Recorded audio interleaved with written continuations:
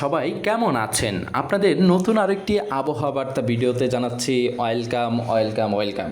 আমাদের ভিডিওগুলো আপনাদের কাছে কেমন লাগে সেটা একটু কমেন্ট করে জানিয়ে দেবেন। আর আপনাদের বর্তমান জেলার অবস্থা কী রকম বৃষ্টিপাত হচ্ছে সেটাও জানাতে ভুলবেন না। আপনি কোন জেলা থেকে আমাদের ভিডিওগুলো দেখছেন সেটা জানাতেও ভুলবেন না। আজকে যদি আমরা একটু বগুড়ার দিক থেকে শুরু করি, বগুড়াতে কী রকম বা কী পরিমাণ বৃষ্টিপাত হচ্ছে তাহলে সেটা আমরা একটু বলতে পারবো।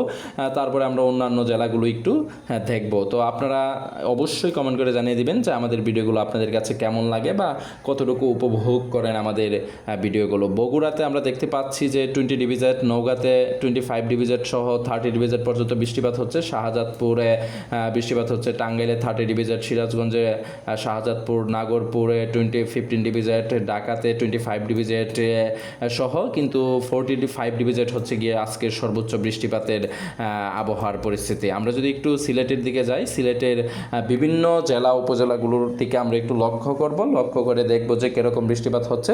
জগন্নাথপুরে দেখতে পাচ্ছি যে 25 ডিভিজেট, বিশ্বনাথে 25 ডিভিজেট, তারপরে পুরাবা বীরগঞ্জ, তারপরে পাঁচটি বীরগঞ্জ, কারিমপুর, জাইতলা, তারপরে রাজানগর, তারপরে হচ্ছে গিয়ে পাশাঙ্গার ভিলেজ, এই যে এলাকাগুলো আছে ওই এলাকাগুলোতে কিন্তু 25 ডিভিজেটের বৃষ্টিপাত হচ্ছে। বাছার বাজার, ফাতেহপুর, তাহিরপুর, বিশম্বরপুর, ওই এলাকাগুলোতে 10 ডিভিজেট, মানে এখন বৃষ্টিপাত নাই বললেই চলে। আর ওই এলাকাগুলোর সাথে যে ইন্ডিয়ার বর্ডার আছে ওই বর্ডারগুলোতে দেখতে পাচ্ছি 20 ডিভিজেটের বৃষ্টিপাত হচ্ছে। 25 ডিভিজেট সহ বৃষ্টিপাতের পরিমাণ 30 ডিভিজেট ছাড়িয়ে গিয়েছে এবং সেটা আমরা 30 ডিভিজেট লক্ষ্য করতে পারছি। 35 ডিভিজেট সহ তারপরে দেখতে পাচ্ছি যে 35 ডিভিজেটের বৃষ্টিপাত হচ্ছে এবং সেটা হচ্ছে গিয়ে 30 ডিভিজেট, তারপরে 35 ডিভিজেট কুমিল্লা এবং 40 ডিভিজেট আমরা লক্ষ্য করতে পারছি যে কুমিল্লার আশেপাশে যে অঞ্চলগুলো আছে। তো আমরা এখন যদি একটু বঙ্গোপসাগরের তীর ঘেঁষে যে জেলাগুলো আছে ওই জেলাগুলোর দিকে যদি একটু লক্ষ্য করি তাহলে বুঝতে পারবো সমুদ্রের আশেপাশের যেই জায়গাগুলো আছে ওইখানে কেমন হচ্ছে। চট্টগ্রামে 40 ডিভিজেট সহ 45 ডিভিজেট, খুলনাতে হচ্ছে গিয়ে 35 ডিভিজেট, বরিশালে হচ্ছে গিয়ে 35 ডিভিজেট, 40 ডিভিজেট, তারপরে আশেপাশের যে জায়গাগুলো আছে এগুলোতে কিন্তু 30 ডিভিজেটের বৃষ্টিপাত হচ্ছে বন্ধুরা। ইতিমধ্যে আমরা সেটা লক্ষ্য করতে পেরেছি।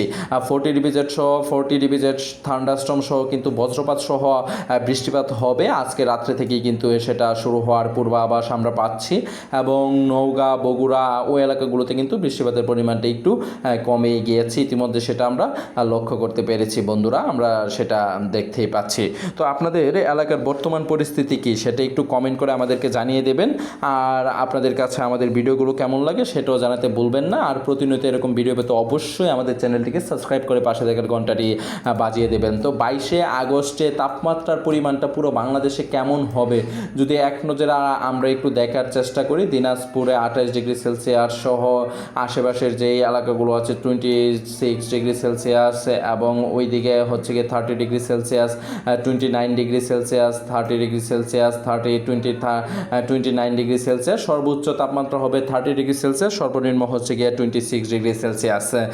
তারপরে যদি দেখি বজ্রপাতের পরিমাণটা পুরো বাংলাদেশে কেমন হবে, কারণ বজ্রপাতে প্রতি বছর বাংলাদেশে বিপুল পরিমাণে মানুষ প্রাণ হারায় আর সেটার কারণে হচ্ছে অসতর্কতা অবলম্বন এবং তারা আবহাওয়া বার্তা সম্পর্কে পূর্বাভাস না থাকার কারণে সতর্কতা অবলম্বন না করে তারা একেবারে বেপরোয়া হয়ে হাওর বাওরে মাঠে ঘাটে তারা কাজ করে। আর তারা মূল কথা হচ্ছে হায়াত নেই, এইটাই হচ্ছে গিয়ে সর্বোপরি কথা। তারপরেও তো আমাদেরকে সতর্কতা অবলম্বন করতে হবে। সাতক্ষীরা হচ্ছে 4.4 থান্ডারস্টর্ম, আমরা যদি প্রত্যেকটা বিভাগ দিকে কক্সবাজারে 1.6 থান্ডারস্টর্ম এবং সবচেয়ে বেশি উত্তরবঙ্গের দিকে থান্ডারস্টর্মটা হবে যেটা একেবারে দেখতে পাচ্ছি 7 মিলিমিটার থান্ডারস্টর্ম। ময়মনসিংহের দিকে একটু কমে আছে, সিলেটের দিকেও কিন্তু সেটা কমে গিয়েছে বন্ধুরা।